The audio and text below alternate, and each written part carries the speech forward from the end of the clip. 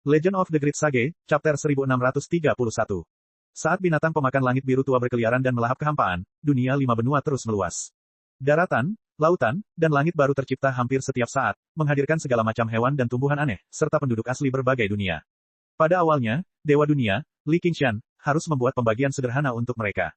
Hewan ditempatkan di benua binatang iblis, manusia ditempatkan di benua tengah, dan ras humanoid dengan garis keturunan khusus ditempatkan di benua mutan. Mereka bersikeras menyebut diri mereka benua dewa. Kemudian, keinginannya secara bertahap menjadi bagian dari kehendak dunia, dan hukum-hukum dunia secara otomatis akan membagi semua makhluk hidup, seperti halnya operasi 6 jalan reinkarnasi. Penduduk asli tiba-tiba kehilangan rumah mereka, tetapi perasaan mereka sangat berbeda. Para kultivator dari berbagai dunia menganggap dunia lima benua sebagai surga. Tidak hanya ki spiritual langit dan bumi yang lebih padat, tetapi juga dapat menampung para kultivator tingkat tinggi, sehingga mereka tidak perlu mengambil risiko untuk melampaui kesengsaraan surgawi kenaikan. Yang terpenting, sekte manifestasi segudang di alam manusia telah terkumpul selama lebih dari 1 juta tahun di langit, dan Li Qingshan telah menyalin semuanya, termasuk kitab surgawi segudang yang menjadi inti. Ini bukanlah sesuatu yang dapat dibandingkan dengan sekte atau metode kultivasi manapun di dunia manapun. Terlebih lagi, semua ini terbuka untuk semua orang, bahkan manusia biasa pun bisa masuk dan melihatnya. Hal ini membuat para kultivator yang baru saja tiba menjadi sangat gembira, dan mereka sama sekali melupakan kemarahan atas kehancuran dunia mereka. Bagi para kultivator, tidak ada yang lebih penting daripada kultivasi mereka sendiri. Dunia adalah tempat yang ingin mereka tinggalkan, dan sekarang, itu setara dengan kenaikan. Suasana hati manusia jauh lebih buruk. Bagaimanapun, mereka telah kehilangan semua harta benda mereka dalam sekejap. Meskipun mereka diberi tanah baru berdasarkan pengaturan masyarakat dunia, yang seringkali lebih subur dan luas daripada tanah asal mereka, mereka tidak dapat menahan rasa sedih karena dipaksa meninggalkan rumah mereka. Namun, tidak ada rasa dendam, karena semua tanah dibagikan sesuai jumlah orang. Hampir seperti gerakan sosial, mengalahkan para tiran lokal dan membagi-bagi tanah, tanpa pertumpahan darah. Dan di dunia manapun, yang berlaku selalu, orang kaya sedikit jumlahnya, sedangkan orang miskin banyak jumlahnya, dan orang kaya punya ladang di mana-mana, sedangkan orang miskin tidak punya tempat berteduh. Setelah kartu kekayaan yang setara, ini digunakan, kebanyakan orang menyatakan bahwa suasana hati mereka stabil, dan mereka sangat gembira. Masyarakat dunia adalah penyelamat besar mereka. Hasilnya, sebagian besar manusia merasa senang, para kultivator tingkat atas merasa senang, dan sekelompok kecil orang di tengah merasa senang. Namun, terlepas dari apakah itu kesedihan atau kebencian, hal itu segera lenyap. Dibandingkan dengan para pembudidaya yang berumur panjang, kehidupan manusia sangatlah pendek. Dalam rentang waktu satu generasi yang singkat, tanah asing akan menjadi rumah mereka. Di antara ladang-ladang, asap mengepul dari cerobong dapur, ladang-ladang gandum berwarna kemasan, dan anak-anak bertelanjang kaki berlarian dan bermain. Mereka tidak mengerti suka dan duka, tetapi mereka semua ingin menjadi petani dari lubuk hati mereka. Saat bepergian melintasi pedesaan, para pendongeng dari klub Ludwig menggambarkan mimpi yang luar biasa kepada mereka. Dia memberitahu mereka bahwa selama mereka bekerja keras, mereka semua bisa menjadi kultivator saat mereka dewasa. Ini adalah janji Raja Ksatria Agung Li Qingshan. Seorang petani melihat pemandangan ini dari jauh dan tersenyum puas. Kemudian, ekspresi aneh melintas di wajahnya saat dia berpikir, mungkinkah dia terlalu tertekan saat masih muda, dan itulah sebabnya dia memutuskan melakukan ini. Pikiran ini terlintas di benaknya, dan dia tidak berani terlalu memikirkannya. Tidak ada gunanya memfitnah Dewa Dunia. Bahkan jika mereka berasal dari kampung halaman yang sama di masa lalu, mereka tidak terlalu dekat, dan orang itu jelas tidak menghargai persahabatan lama. Ia berjalan santai melewati gandum kemasan. Tangannya yang besar dan kasar mengusap gandum itu, seolah-olah ia sedang membelai anaknya sendiri. Ya, panen tahun ini luar biasa lagi. Dia bukan petani biasa, tetapi seorang petani dari sekolah pertanian. Dia telah mengalami kesengsaraan surgawi ketiga sekarang, jadi dia bisa disebut sebagai Grandmaster Agung. Hanya ada segelintir dari mereka di seluruh lima benua. Di kalangan akademi, jalur kultivasi sekolah pertanian selalu paling lambat, dan seringkali, hanya orang-orang yang tidak memiliki bakat apapun yang akan memilih sekolah pertanian, sehingga ia benar-benar dapat disebut sebagai jenius. Pertama kali dia dipanggil seperti itu, dia terkejut dan tertawa sangat lama. Terakhir kali ia disebut sebagai seorang jenius adalah ketika ia masih remaja di desa Crouching Oaks. Saat itu, dia adalah salah satu jenius terhebat di desa. Dia bukan hanya putra tertua kepala desa, tetapi dia bahkan telah menarik perhatian Master Iron Fist dan diterima sebagai murid terakhirnya. Betapa mengagumkannya itu. Waktu itu dia masih seorang anak gembala sapi. Selain itu, ia dikenal karena kepribadiannya yang eksentrik dan ucapan serta tindakannya yang aneh. Ia bahkan pernah cukup malang karena dirasuki oleh hantu di masa lalu, dan baru pulih setelah dihukum oleh penyihir itu. Akan tetapi, ia tetap menyendiri, dan ia bahkan gemar berbicara dengan dirinya sendiri dan sapi-sapinya. Semua orang percaya bahwa mungkin akan sulit baginya untuk mendapatkan istri di masa hidupnya. Mungkin, ia akan melajang seumur hidupnya. Sekarang setelah dipikir-pikir, memang ada alasan mengapa dia diganggu oleh kakak laki-lakinya dan kakak iparnya. Kenapa aku jadi mikirin hal-hal acak lagi? Ia sudah bertekad untuk mengubur kenangan itu di lubuk hatinya yang terdalam. Ia tidak akan mengatakan sepatah kata pun kepada siapapun, kalau ia membuat orang itu marah. Tentu saja, bahkan jika dia mengatakannya dengan lantang, mungkin tidak banyak orang yang akan mempercayainya. Raja Pahlawan, sebenarnya pernah mengalami masa-masa ketika dia berada dalam kondisi yang sangat buruk. Selain beberapa teman lama di 9 provinsi, sebagian besar orang percaya bahwa ia dilahirkan untuk berperang melawan dunia, bahwa ia maha kuasa. Akan tetapi, hal-hal seperti rahasia adalah hal-hal yang semakin dalam disembunyikan, semakin mereka tidak dapat berhenti memikirkannya, dan semakin mereka memikirkannya, semakin mereka menemukan rahasia itu. Mereka bahkan telah bertempur demi gelar pahlawan terhebat di desa Crashing Ox, dan mereka bahkan telah terlibat dalam pertempuran puncak. Lupakan saja, tidak masalah jika aku memikirkannya. Dia tidak selalu bisa memperhatikan dunia ini. Aku menolak untuk percaya kalau Li Qingshan akan mampu membunuhku dengan sambaran petir. Senyum misterius muncul di wajahnya yang sederhana dan gelap. Dia memiliki sifat licik seorang petani. Ledakan, kilatan petir menyambar langit dan mendarat di wajahnya. Wajahnya yang gelap semakin gelap, dan senyumnya langsung menegang. Sebuah suara tiba-tiba terdengar dari belakangnya. Oh, Li Long, apakah itu berarti aku pantas diganggu? Li Long perlahan berbalik, hanya untuk melihat Li Qingshan berdiri di atas hamparan gandum yang bergelombang dengan kedua tangan di pinggangnya. Ujung jarinya menghasilkan percikan api saat dia menatapnya dengan geli. Li Long berkata dengan tegas, kau tidak boleh berkata begitu. Pertemuan yang tidak menyenangkan saat Anda masih muda itulah yang membuat Anda menyadari ketidakadilan dunia. Anda telah memutuskan untuk mengulurkan tangan membantu setiap kali Anda melihat ketidakadilan, untuk mengembalikan keadilan kepada dunia. Benar sekali, Li Qingshan tertawa panjang. Tidak ada dewa di atasku. Keadilan hanya ada di dalam pedang. Rasa kepahlawanan menyerbu ke udara, menciptakan badai dan mengaduk gelombang gandum. Itulah yang dipahaminya saat masih muda. Sekarang setelah dia melewati 6 jalur reinkarnasi dan melihat dewa, Buddha, dan setan, tidak peduli bagaimana dia memikirkannya, semuanya tetap sama. Li Long menghela napas lega dan menyeka keringat di dahinya. Akhirnya, ia berhasil menggertak. Seperti yang diharapkan, dia tidak bisa berbicara buruk tentang dewa dunia, meskipun itu hanya di dalam hatinya. Dia mempertimbangkan apakah dia harus meminta secangkir air kelupaan dari orang itu, Rusin. Li Qingshan tiba-tiba menundukkan kepalanya dan bertanya sambil tersenyum, sahabat lamaku, apakah kamu bersedia membantuku? Hati Li Long bergetar ketika mendengar Meng Qi memanggilnya sebagai sesama penduduk desa. Tanpa ragu, dia menepuk dadanya dan berkata, tentu saja. Apapun yang diperintahkan Tuan Raja yang bersikap kesatria, Li Long akan mematuhinya.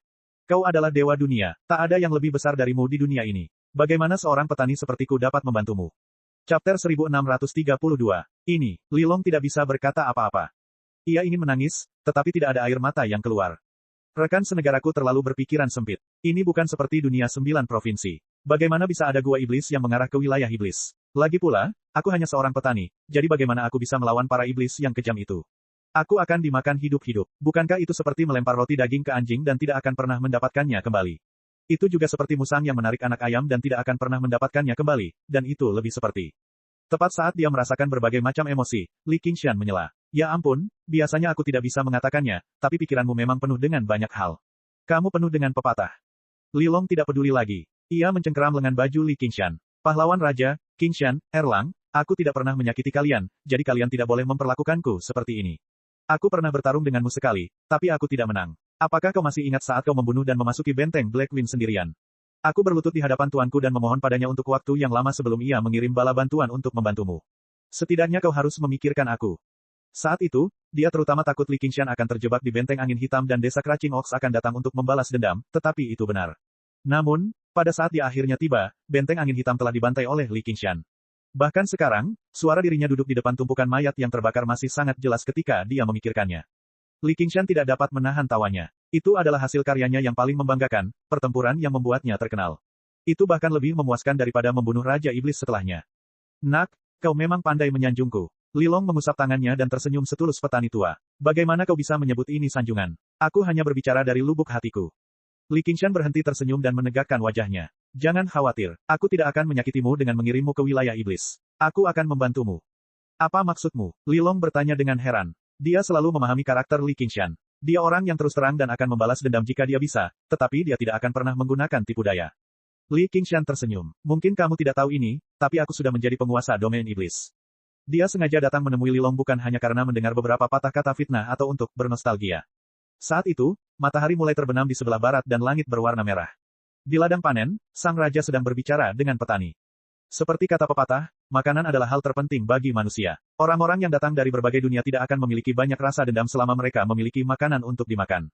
Asal mereka bisa makan makanan lengkap, mereka akan sangat berterima kasih padanya.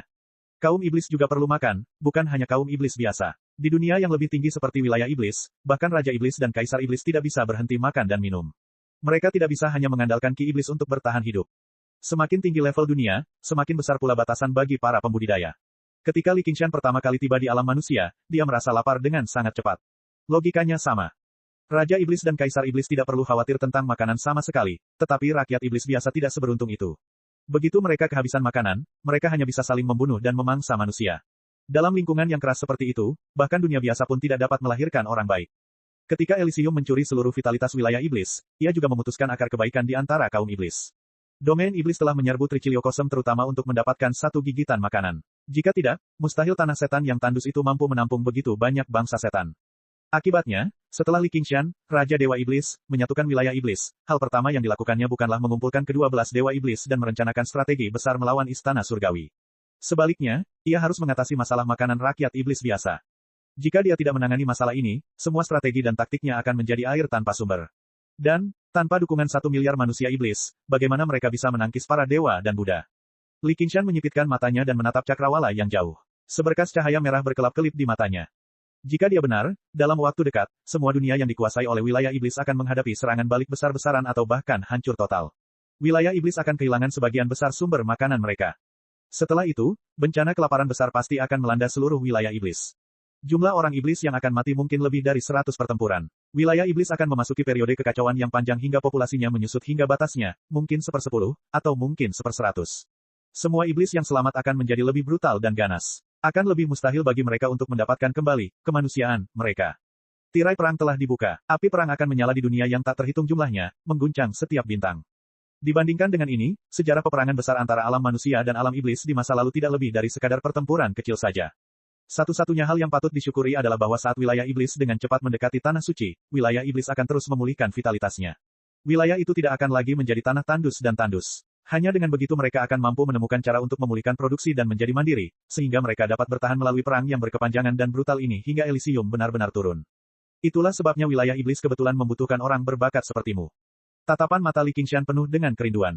Kultivasi Lilong hanya berada pada tingkat kesusahan surgawi ketiga. Itu bahkan tidak layak disebut. Dia hanya setara dengan Raja Iblis. Siapa yang tahu berapa banyak Raja Iblis yang dimiliki wilayah iblis, dan mungkin semuanya lebih hebat dalam bertarung daripada dia. Hanya di dunia 5 benua saja, siapa yang tahu ada yang lebih kuat darinya. Namun, nilainya tidak dapat dibandingkan dengan Raja Iblis atau kultivator manapun. Yang penting adalah jalan yang diambilnya. Ternyata, keluarga petani, keluarga kecil yang hanya bisa dianggap sebagai dasar dari 100 aliran pemikiran, ternyata menjadi fondasi segalanya. Mereka menabur 100 biji-bijian dan memiliki cukup makanan dan pakaian. Mereka mengatasi kelaparan dan menyelamatkan dari bencana. Bertani dan berperang adalah satu kesatuan. Mereka tidak dapat berperang tanpa bertani. Makanan merupakan fondasi masyarakat, masyarakat merupakan fondasi negara, dan negara merupakan fondasi penguasa. Klan yang dia ikuti juga disebut Senong. Hati Lilong dipenuhi dengan keterkejutan. Orang di depannya sebenarnya adalah dewa sejati. Bocah gembala sapi yang malang itu hanya memiliki seekor lembu tua yang telah menguasai wilayah kekuasaan iblis yang tak terbatas. Li Qingshan mendengar pikirannya dan mendesah dalam hatinya. Dia lebih suka tidak datang ke wilayah iblis yang tak terbatas untuk menemukan oksen itu.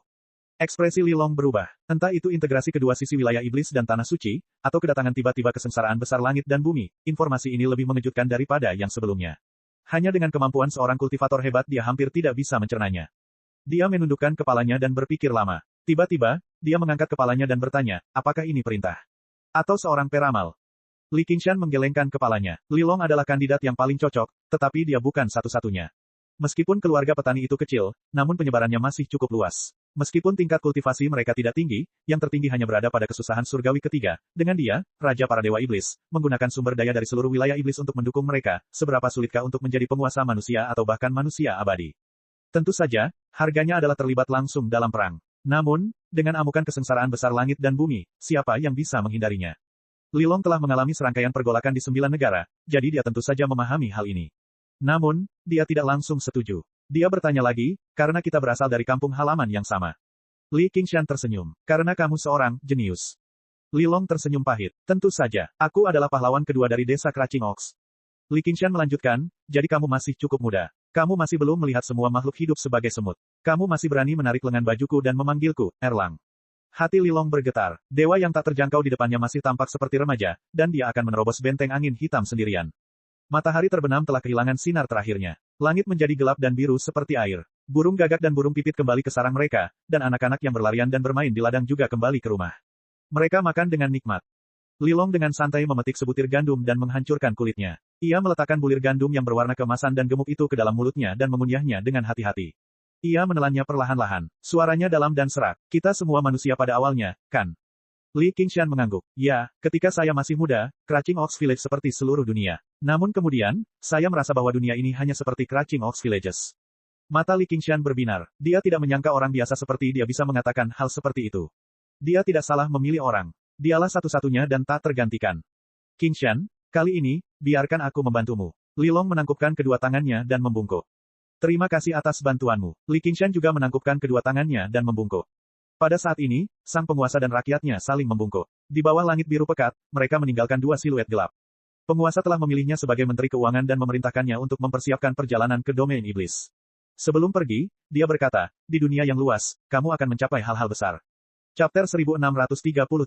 Tidak seperti dataran subur di benua tengah, benua Paradaemon dipenuhi dengan gunung dan danau. Kabut menyelimuti gunung dan danau, meresap ke dalam hutan yang tak berujung dan membuatnya semakin hijau. Tidak ada yang benar atau salah di sini. Yang ada hanya hukum alam yang paling kuno, seleksi alam, survival of the fittest yang terkuat yang mampu bertahan. Sebuah sungai besar mengalir bagaikan seekor naga di antara gunung-gunung dan sungai-sungai. Tiba-tiba, sungai itu berenang ke sebuah tebing dan tiba-tiba membumbung tinggi ke langit. Sungai itu terbang lurus ke bawah dan berubah menjadi air terjun setinggi 1000 kaki, mengaduk-aduk kabut yang memenuhi langit. Melewati kabut dan tiba di balik air terjun, ada dunia lain yang tersembunyi di sana. Sebuah hunian tersembunyi di sana. Di sanalah urat-urat spiritual gunung dan sungai berkumpul. Suara gemuruh air pun tak terdengar. Hunian yang sunyi itu gelap gulita, tanpa cahaya sedikit pun. Sepasang mata kucing berwarna hijau tua itu luar biasa besar. Dengan satu kedipan, mata itu menerangi kegelapan. Permaisuri rubah ekor 9 mungkin mulia dan berkuasa, tapi sayang dia jahat. Suanyu memegang pipinya dengan sedih. Dengan garis keturunan binatang spiritual bawaannya yang cukup mengesankan dan perhatian dari seseorang, dia telah mengalami kesengsaraan surgawi ketiga. Dia berusia 17 atau 18 tahun sekarang. Selama pertempuran di Istana Jade, dia menderita serangan dari Little N. Setelah itu, dia menggunakan kemampuan bawaannya untuk bangkit dari kematian dan melepaskan diri dari pesona permaisuri rubah ekor 9 Su Mingrao, melarikan diri jauh dari Provinsi Naga. Setelah itu, 9 provinsi dilahap oleh binatang pemakan ruang, dan seseorang menemukannya di hutan belantara Provinsi Frost. Ia dengan santai melemparkannya ke benua Paradaemon. Meskipun dia dipenuhi dengan kebencian terhadap Su Mingrao karena menggunakannya sebagai tameng, dia seringkali tidak dapat menahan diri untuk tidak merindukan Istana Jade yang indah dan mewah itu. Dia tidak dapat menahan diri untuk tidak mendesah panjang lagi. Meong. Tiba-tiba, dia mengepalkan tangan kecilnya dan berusaha sekuat tenaga untuk menenangkan diri. Sebagai seekor meong, aku masih harus mengandalkan diriku sendiri. Tidakkah kau setuju, Big Black? Dua boneka diletakkan di hadapannya. Salah satunya ditenun dari kain hitam. Ujung benangnya bengkok, dan ada bola bulu di dalamnya. Boneka itu tampak seperti lembu hitam yang sedang berdiri, tetapi sangat gemuk sehingga pada dasarnya tidak memiliki leher. Dua kata, North Moon, diukir dengan hati-hati di tanduk di kepalanya. Itu adalah, Big Blacko, yang disebutkannya. Ya, Tuan Xuan Yue, Anda adalah meong yang paling cerdas. Dahei mengangguk dengan penuh perhatian, tetapi suara itu keluar dari mulutnya, menjawab pertanyaannya sendiri dengan suara serak. Aku sekarang benar-benar bebas. Bebas, tahukah kau apa artinya?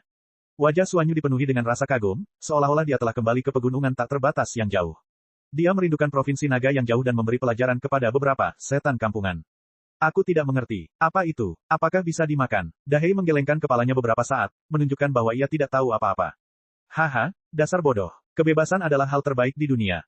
Dan kau, Xiao Bai, meskipun kau menusukku dengan pedangmu, aku tidak menyalahkanmu. Siapa yang memintamu untuk bersikap bodoh seperti itu? Boneka lainnya diukir dari kayu putih. Boneka itu berupa kerangka kecil, dan memegang pedang putih kecil di tangannya. Seperti yang diduga, boneka itu tampak agak kusam. Akan tetapi, meskipun dia berkata bahwa dia tidak menyalahkannya, hidungnya tetap berkerut. Iya, terputus lagi. Kamu mengangguk dan menggelengkan kepala. Aneh kalau kamu tidak senang. Dia menemukan jarum dan benang dengan tergesa-gesa dan tiba-tiba menghitung dengan jarinya. Tunggu, sepertinya sudah waktunya. Terserahlah, Dahei, aku akan membantumu memperbaikinya saat aku kembali. Kamu dan Xiao Bai tinggal di rumah dengan patuh. Aku akan pergi makan sesuatu yang lezat. Dia menepuk kepala kedua boneka itu dan membuang jarum dan benang. Dia melompat dengan anggun dan menghilang. Tanpa dukungan Kidaemonnya, Dahei langsung terjatuh ke tanah, namun tiba-tiba mencibir. Bulan tampak tinggi di langit, bulat dan penuh seperti piring perak. Bulan bersinar dengan cahaya yang jernih dan dingin, tetapi tampak lebih besar dari biasanya. Di tengah pegunungan, dia berjongkok di atas bukit yang gersang, menatap bulan yang terang. Pupil matanya mengecil seperti dua buah almond. Tempat ini sangat dekat dengan tempat tinggalnya. Biasanya, bukit ini bukanlah semacam gunung spiritual, tetapi suatu hari, dia menemukan sebuah rahasia. Saat bulan terbit di langit, ki spiritual menjadi makin padat, hampir terlihat oleh mata telanjang. Cahaya bulan tampak terkumpul lapis demi lapis di bukit. Dalam sekejap, bukit itu tertutupi oleh lapisan halo, yang sangat mencolok di antara pegunungan. Dia menghirup dan mengembuskan ki spiritual yang amat padat, dan matanya yang tersenyum melengkung membentuk dua bulan sabit. Pada saat ini, Kidaemon membubung ke langit dan menyapu dengan cepat dari arah timur. Bergemuruh, gunung-gunung bergoyang, bumi berguncang, dan pohon-pohon raksasa tumbang. Seekor beruang hitam besar yang seukuran bukit kecil melangkah dari pegunungan. Pohon-pohon yang menjulang tinggi di bawah kakinya seperti rumput liar yang jatuh ke tanah. Itu adalah Raja Iblis yang telah mengalami 4 kesengsaraan surgawi. Mata beruangnya seperti lampu sorot, dan menatap bukit kecil ini. Ia sangat gembira. Ini dia, rumor itu benar. Namun, ia mengabaikan Xuan Yue yang berada di puncak gunung. Menjauhlah dariku, beruang bau. Ini wilayahku. Ekor Xuan Yue tegak, rambutnya berdiri tegak, dan dia memamerkan giginya, mengeluarkan suara mengancam. Namun, di hadapan Kaisar Iblis beruang hitam besar ini, itu benar-benar tidak banyak menghalangi. Wilayahmu. Mata Kaisar Iblis beruang hitam memancarkan sedikit keterkejutan. Dia tidak menyangka bahwa dia berani untuk tidak melarikan diri. Meskipun dia tahu bahwa hutan dalam radius ratusan mil adalah milik siluman kucing, dia jelas tidak menganggap serius Raja Iblis. Haha, mulai sekarang, semua yang ada di sini adalah milikku. Jika kamu bersedia tunduk padaku, aku akan mengampuni. Tiba-tiba dia berhenti, tetapi itu bukan karena dia. Dia mengangkat kepala beruangnya yang besar dan menatap ke langit. Dia melihat Kidaemon yang kuat naik dari langit, dan sasarannya adalah bukit kecil ini, yang bersiul di udara. Beberapa adalah ular piton bersisik hitam yang menunggangi awan, dan beberapa adalah burung bangau terbang dengan sayap yang menutupi langit. Mereka semua adalah monster besar yang terkenal di benua iblis ini. Tanpa terkecuali, mereka semua adalah Kaisar Iblis. Kecuali dia, Raja Iblis biasa tidak berani datang dalam jarak 1000 mil. Kaisar Setan beruang hitam terkejut. Tidak mudah untuk memonopoli, Kaisar Molase, ini. Kaisar Molase merupakan fenomena alam yang hanya ada di dunia besar yang memiliki ki spiritual kaya. Pada malam Gengshen, cahaya bulan akan mengembun menjadi ribuan helai esensi tertinggi, yang akan jatuh dari langit. Manfaatnya sungguh luar biasa. Bahkan tanaman biasa pun bisa menjadi monster jika mereka mendapatkannya. Namun, syarat untuk turunnya, Kaisar Tetes ini cukup berat. Tidak hanya butuh waktu yang tepat, tetapi juga tempat yang tepat. Itu pasti sejenis magnet yang disebut, batu musim gugur hijau, yang tidak menyerap besi. Hanya dengan begitu ia dapat memicu reaksi langit dan bumi, menarik berkumpulnya ki spiritual, dan menarik Kaisar Tetes untuk turun. Bukit kecil di bawah pantat Xuanyu adalah gunung batu musim gugur hijau, dan, kebetulan, itu berada di wilayahnya. Namun, kekayaan orang biasa adalah kehancurannya sendiri. Dalam sekejap, sekumpulan monster berkumpul dan mengepung bukit kecil itu, semuanya menatapnya dengan mata berbinar. Belum lama ini 5 benua ditingkatkan menjadi eksistensi yang dapat menampung 5 kesengsaraan surgawi. Kecepatan kultivasi ras iblis jauh lebih lambat daripada manusia, dan benua iblis ini belum menghasilkan Kaisar Iblis. Xuanyu jauh lebih kuat daripada Lilong dalam hal fondasi, garis keturunan, dan dukungan surgawi, tetapi dia baru berada pada kesengsaraan surgawi ketiga. Metode kultivasi ras iblis menentukan bahwa jika seseorang ingin meningkatkan kultivasinya dengan pesat, mereka harus memiliki keberuntungan besar. Kaisar Molase adalah harta karun yang sangat besar. Siapapun yang bisa mendapatkannya akan menjadi Raja Iblis dan mengubah seluruh benua iblis menjadi tempat perburuan mereka. Semua klan iblis harus tunduk kepada mereka dan menjadi pemimpin semua binatang iblis di dunia. Oleh karena itu, semua Kaisar Iblis bertekad untuk mendapatkan Kaisar Molase ini. Tidak seperti manusia, ras iblis tidak suka berkomunikasi. Selain itu, untuk memperebutkan wilayah, mereka telah membentuk permusuhan yang tak terhitung jumlahnya, jadi tidak ada kemungkinan untuk bernegosiasi. Mereka hanya dapat menggunakan metode yang paling primitif untuk berkomunikasi. Pemenangnya akan tetap tinggal, dan yang kalah akan kabur. Akan tetapi, mereka semua takut kalau orang lain akan mendapat keuntungan darinya, jadi mereka tidak berani mengambil langkah pertama. Gelombang besar ki iblis bertabrakan satu sama lain, terus-menerus berbenturan dan meningkat dengan cepat. Bulan yang terang itu tumbuh makin tinggi, menjadi lebih terang dan lebih besar. Sosok-sosok raksasa dari gerombolan monster itu saling terkait, membungkus sosok mungilnya. Kalian semua, pergilah. Ini yang diberikan Big Black kepadaku. Teriak Xuanyu. Banyak pasang mata yang memandangnya. Sosoknya mengecil, dan dia langsung merasakan tekanan yang sangat besar. Namun, dia langsung membusungkan dadanya dengan bangga. Kaisar Iblis beruang hitam berteriak, kucing kecil, apakah kamu tidak takut mati? Dia berani berisik di depan sekelompok Kaisar Iblis. Saat pertempuran dimulai, akibatnya akan merenggut nyawanya. Menurutku, kaulah satu-satunya yang tidak takut mati. Tahukah kau betapa ganasnya Big Black-ku? Aku takut kau akan ketakutan setengah mati jika aku memberitahumu. Nama aslinya adalah, Bulan Utara, Ham-Ham. Bulan Utara, apa itu? Bawa dia ke sini. Aku akan membunuhnya dengan satu tamparan. Kaisar Iblis bangau terbang tiba-tiba teringat sesuatu dan bertanya dengan heran, tunggu, apa hubunganmu dengan Li Qingshan? Dia adalah salah satu dari 10 Raja Iblis dari 9 negara, Raja Bangau Awan Bayangan dari Prefektur Awan. Kultivasinya telah lama mencapai puncak kesengsaraan surgawi ketiga. Namun, karena kesengsaraan surgawi kenaikan sulit untuk dilewati, dia tetap berada di alam Raja Iblis. Setelah kebangkitan dunia 5 negara, ia juga melewati kesengsaraan surgawi keempat. Namun, ia tidak melupakan nama, Bulan Utara. Semua iblis merasa ngeri. Mungkin mereka tidak ingat atau bahkan mendengar tentang Raja Iblis Bulan Utara, yang terkenal, tetapi mustahil bagi mereka untuk tidak mengenal Li Qingshan. Dia adalah penguasa dunia ini. Meskipun hampir tidak ada berita tentangnya setelah dia pergi dengan Kun Peng, dia masih merupakan sosok yang terhormat. Dia hewan peliharaanku. Hehe, apa kamu takut sekarang? Xuanyu meletakkan tangannya di pinggangnya dan berkata dengan bangga.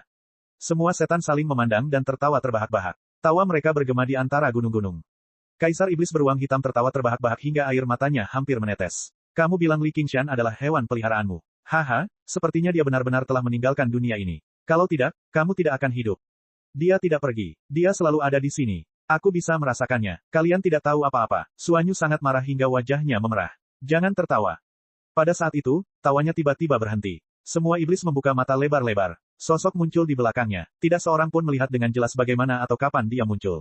Ada senyum di bibirnya. Taringnya sedikit terlihat. Dia berambut merah dan bermata merah. Tanduknya melengkung seperti bulan. Dia seperti legenda. Ini selalu menjadi wilayah harimau. Udara tampak membeku. Suasana aneh membuat semua kaisar iblis takut. Mereka tidak bisa bergerak sama sekali. Pada saat ini, cahaya spiritual di bukit itu telah terkumpul hingga ketinggian beberapa puluh kaki. Tiba-tiba, cahaya itu melonjak ke atas dan terhubung dengan cahaya bulan di langit. Cahaya itu mengembun menjadi cahaya spiritual berbentuk zaitun yang jatuh dari bulan. Itu adalah Emperor Molasses, yang sangat berharga. Tetapi tidak ada satupun kaisar iblis yang berani melangkah maju. Suanyu mengerjapkan matanya dengan bingung. Bagaimana perintahnya bisa begitu efektif? Sekarang akhirnya kau tahu rasa takut. Dia buru-buru memegang Emperor Molasses dengan kedua tangannya. Cahaya neon menyinari wajahnya, dan dia langsung merasa senang. Raja Bangau Awan Bayangan membuka mulutnya untuk mengatakan sesuatu. Li Qingshan menempelkan jari telunjuknya di bibirnya. Semua iblis terdiam. Dia kemudian melambaikan tangannya dengan ringan. Raja Bangau Awan Bayangan segera melebarkan sayapnya dan terbang menjauh tanpa ragu-ragu. Dalam sekejap mata, semua iblis itu lenyap. Mereka bahkan bergerak lebih cepat daripada saat mereka datang. Terutama Kaisar Iblis beruang hitam itu. Ia tidak begitu pandai terbang. Ia merangkak dan berguling sepanjang jalan. Ia hanya menyesali bahwa ia dilahirkan dengan dua kaki beruang. Ketika seekor harimau buas turun dari gunung, semua binatang buas lainnya melarikan diri. Sekelompok orang idiot, kalian benar-benar berlari cepat. Kalian ketakutan setengah mati, Meong. Iya, banyak sekali. Tetesan, Emperor Molasses, mengembun di udara. Tetesan itu menyeret gumpalan cahaya perak seperti meteor. Sosoknya berkedip-kedip. Ia melompat ke sana kemari untuk menangkap mereka. Ia seperti kucing yang sedang memukul kunang-kunang. Li Qingshan tersenyum dan menunjuk ke langit. Dalam sekejap, hujan meteor jatuh. Ribuan helaian meteor menghiasi langit malam. Indah bagaikan mimpi. Sangat cantik. Matanya membelalak. Ia bahkan lebih gembira. Kemudian, ia menunjukkan ekspresi tertekan. Bagaimana ia bisa menangkap begitu banyak? Dia menyibukkan diri hampir sepanjang malam. Setelah puas, dia kembali ke gua tempat tinggalnya di bawah air terjun. Berbaring di ranjang empuk, dia meraih Big Black dan berbicara dengannya sebentar. Kemudian, dia memeluknya erat-erat. Terima kasih, Big Black. Tuan, silakan. Ini yang harus saya lakukan. Hehe, terima kasih juga. Aku sangat mengantuk. Meo Heaven pasti akan memperbaikinya untukmu. Dia menguap dan meringkuk. Dia tertidur dalam keadaan linglung. Dia bergumam, Big Black, kebebasan itu sangat sepi. Kuharap aku bisa melindungimu dengan baik kali ini. Jauhi angin dan salju. Li Qingshan tetap di samping tempat tidur dan berkata tanpa suara. Suanyu terbangun kaget. Telinganya tegak. Big Black. Tak seorang pun menjawab dalam kegelapan. Chapter 1634. Gunung-gunungnya bagaikan laut, dan bulannya bagaikan embun beku. Sosok tinggi berjalan sendirian di sepanjang punggung gunung yang berkelok-kelok. Di kedua sisinya terdapat jurang yang tak berdasar. Angin malam yang dalam dan gelap bertiup dari lembah. Satu langkah di udara akan menyebabkan seseorang hancur berkeping-keping. Namun, ia menutup matanya dan melangkah maju dengan langkah besar, sambil menggumamkan sesuatu pada dirinya sendiri.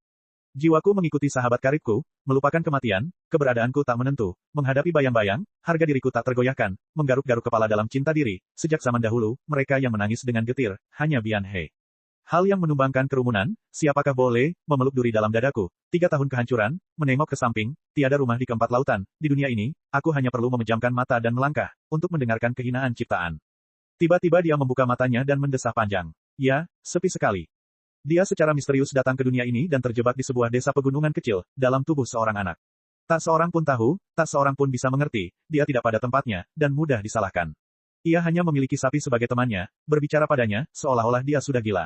Dibandingkan dengan itu, rasa lapar dan kedinginan serta kehinaan dari kakak dan iparnya jauh lebih mudah ditanggungnya. Karena ia mempunyai pengalaman-pengalaman seperti itu, maka ia begitu bertekad untuk terus maju dan tidak pernah menoleh ke belakang. Kali ini adalah pengecualian. Awalnya dia ingin datang ke dunia ini untuk memuaskan nafsu monyetnya, untuk bersenang-senang, tetapi entah mengapa, dia malah dipenuhi dengan ribuan kesedihan. Jangan bersandar pada pagar sendirian, masa lalu tak tertahankan. Saya orang yang tidak pernah menoleh ke belakang, mengapa saya harus melakukan hal bodoh seperti itu? Dia menggelengkan kepalanya, melepaskan sikap keras kepalanya, membiarkan pikirannya mengalir bebas. Dalam sekejap, angin menderu, membubung tinggi ke angkasa. Para dewa bergerak, langit dan bumi bergema. Angin menyapu air, menghancurkan pepohonan. Puluhan ribu mil pegunungan berguncang. Awan gelap bergulung-gulung dan memenuhi udara, menelan bulan yang terang. Setetes salju perlahan turun dari langit dan mendarat di bahunya. Dalam sekejap mata, salju menutupi langit. Banyak adegan melintas di depan matanya, terjalin antara kehidupan masa lalu dan masa kininya, semuanya kabur dan tidak bisa dibedakan. Mungkin ini hanya mimpi besar, dan saat aku bangun, aku akan berada di tempat tidur yang hangat. Saat pertama kali datang ke dunia ini, dia telah memikirkan hal ini berkali-kali. Sekarang, saat melihat ke atas, yang ada hanya angin dan salju, gunung-gunung tinggi dan jalanan berbahaya. Angin dan salju seperti itu selalu membuatnya teringat pada tebing pedang es, pendakian yang sulit dan tanpa harapan. Seolah-olah tidak pernah turun dan selalu memanjat ke atas. Bahkan setelah itu, ia kembali ke wujud manusianya dan kembali ke dunia manusia. Ia memasuki kota Jiaping, menjadi penjaga Hawkwolf, membunuh Zuo Zibo, melawan para tetua dari 3 gunung, badai salju tidak pernah berhenti. Salju semakin tebal dan tebal, perlahan-lahan menutupi bahu mereka dan menutupi jalan yang terjal. Seluruh gunung tertutupi warna putih. Semua adegan dipadatkan dan berpotongan. Sepasang mata lembu yang lembut menatapnya dengan tenang, mendengarkannya berbicara sendiri. Kakak Ox, apakah kamu juga merasa kesepian? Pada saat itu, dia tiba-tiba mengerti perasaan itu. Sama seperti bagaimana dia memandang Xuan Yue, sama seperti bagaimana dia memandang Lilong. Tanpa disadari, punggung kokoh pria itu telah berada dalam jangkauannya. Jika dia melangkah maju lagi, dia akan bisa menepuk bahunya dan berkata, Kakang Yu, aku di sini. Dia membuka dadanya dan memuji, betapa tebalnya salju. Dalam hatinya, itu adalah badai salju yang tak pernah berakhir, tetapi dalam mimpinya, itu adalah gerimis yang terus-menerus. Di luar kota kecil itu, langit yang suram menekan padang gurun yang tandus.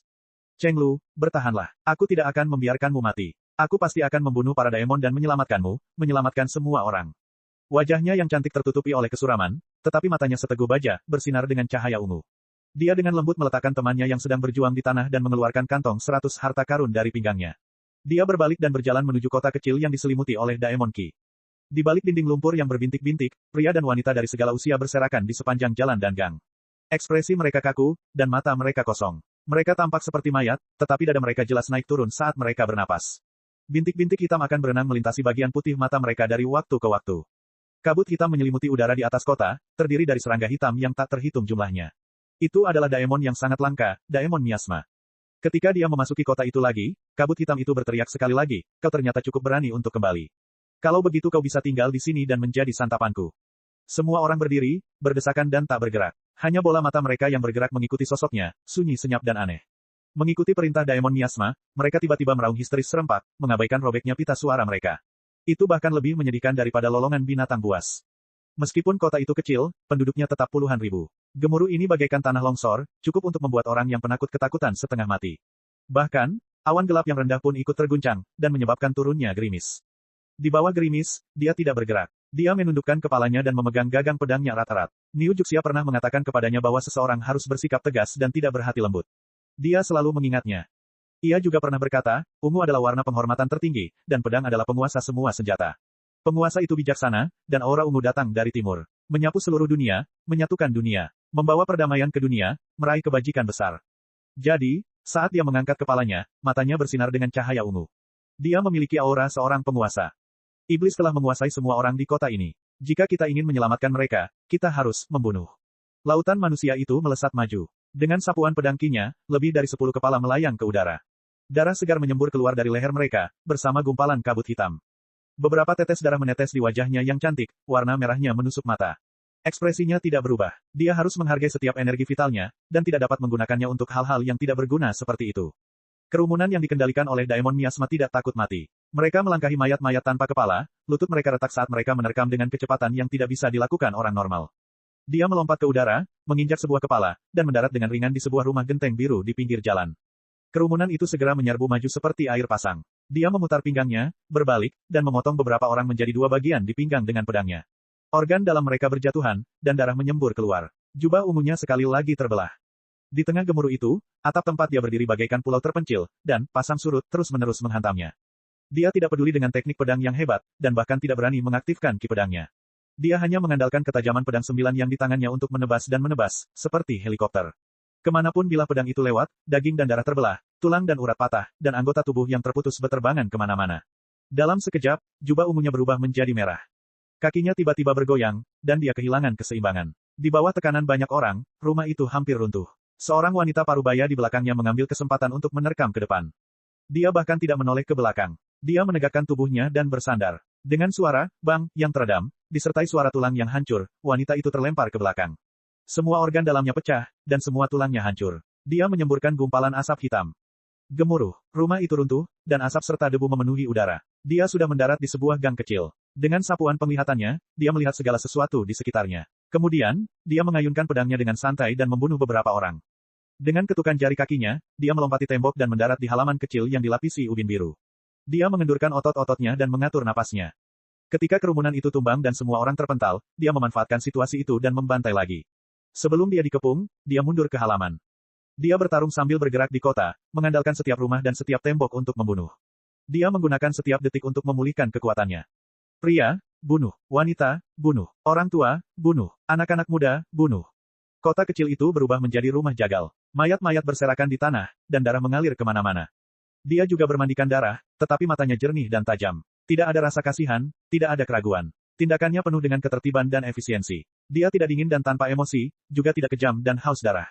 Semua ini untuk menyelamatkan orang, meskipun pada akhirnya dia hanya bisa menyelamatkan Hua Chenglu.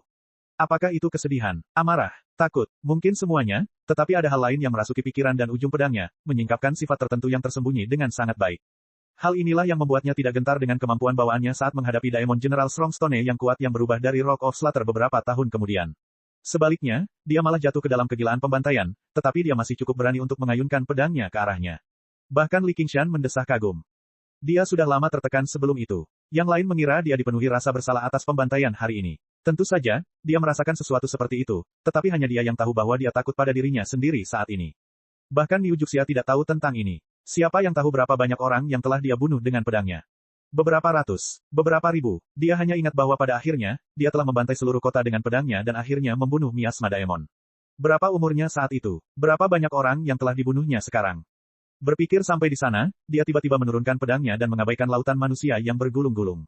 Dia tersenyum ke langit. Niu Juxia, tidak baik untuk menerobos masuk ke dalam mimpi seseorang. Chapter 1635. Mata Yu Zijian berputar. Lebih baik kau memanggilku Kaisar Pedang Langit Ungu. Li Qingshan juga terkejut. Dia tidak menyangka dia akan menjawab seperti itu. Namun, Yu Zijian sudah mulai tertawa terbahak-bahak. Tawanya jernih dan hangat.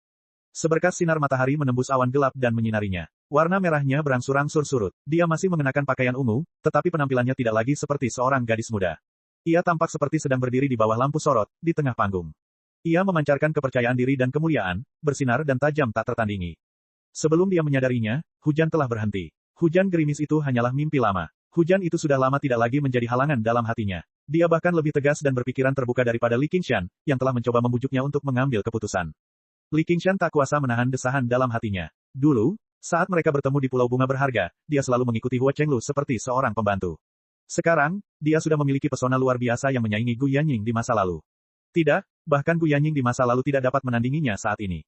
Metamorfosis ini seperti seekor ikan yang berubah menjadi seekor naga. Saat ini, saat dia menatap mayat-mayat yang berserakan di kota kecil yang berlumuran darah, dia tiba-tiba menyadari bahwa dia telah menunjukkan keagungannya sejak lama. Keteguhan dan keberaniannya yang teguh bukanlah sesuatu yang seharusnya dia miliki di usianya, juga bukan sesuatu yang dapat dipelajari dari beberapa prinsip yang samar-samar. Ternyata, dia hanyalah seekor naga yang bersembunyi di jurang, menyembunyikan wujud aslinya. Pada saat itu, banyak kenangannya yang terhubung dengannya. Selama ujian masuk 100 aliran pemikiran, dia telah mendapatkan dukungan dari pendeta Tao yang jorok, Zhou Tong, dengan konstitusi yang murni miliknya. Hanya, konstitusi 5 elemen, milik Cutian yang dapat menyainginya, tetapi dalam hal temperamen, siapa yang tahu seberapa besar dia lebih hebat daripada Cutian. Sepanjang jalan, dia telah mendapatkan dukungan dari nona muda pertama dari keluarga Hua Chenglu. Setelah diculik ke Gunung Greenfin, dia menarik perhatian tetua Greenfin.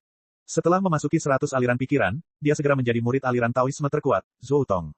Dia juga merupakan penerus pedang Valet Heavens yang dicari Fu Qingjin. Li Qingshan juga telah menolongnya berkali-kali, dan tak perlu dikatakan lagi bahwa setelah datang ke dunia 5 benua ini, perhatian yang diberikannya jauh lebih mendalam dibanding perhatian yang diberikan Li Long, seorang penduduk desa lainnya. Dan dia, si pria bejat itu, memang selalu menyayanginya, tetapi dia tidak pernah punya pikiran yang tidak senonoh. Itu wajar saja, seperti seorang kakak yang menyayangi adik perempuannya, tidak pernah meminta imbalan apapun. Pikirannya juga murni dari awal hingga akhir, seolah-olah tidak ada perasaan apapun antara seorang pria dan seorang wanita, dan dia tidak terbelenggu sedikitpun. Dia menerima bantuan dari para dermawan hampir di mana-mana, dan setiap saat, dia mampu mengubah kemalangan menjadi keberuntungan. Dalam hal keberuntungan, mungkin tidak ada seorang pun di dunia yang dapat dibandingkan. Dia tampaknya memiliki pesona magis yang tidak hanya dapat memenangkan hati orang-orang, tetapi juga memperoleh berkah dari surga. Setelah Li Qingshan menjadi dewa, ia menguasai hukum langit dan bumi dari tanah suci dan tanah iblis pada saat yang sama. Ia terus mengingat kembali kenangan terjauh dari Kilin Purba, gulungan gambar kuno yang bernama Pertempuran Mending Surga, dan memahami hal-hal terdalam yang terkandung di dalamnya. Dia sudah mengerti asal-muasal pesonanya dan mengerti apa arti kata, yang murni. Fuxi dan Nuwa adalah dewa primordial yang lahir pada awal dunia primordial. Fuxi adalah milik Yang. Mereka berjalan di jalan surga dan menciptakan naga. Nuwa adalah bagian dari Yin. Mereka berjalan di jalan bumi dan menciptakan manusia dari tanah. Keduanya tumbuh bersama, tetapi mereka juga saling memperkuat dan melawan satu sama lain.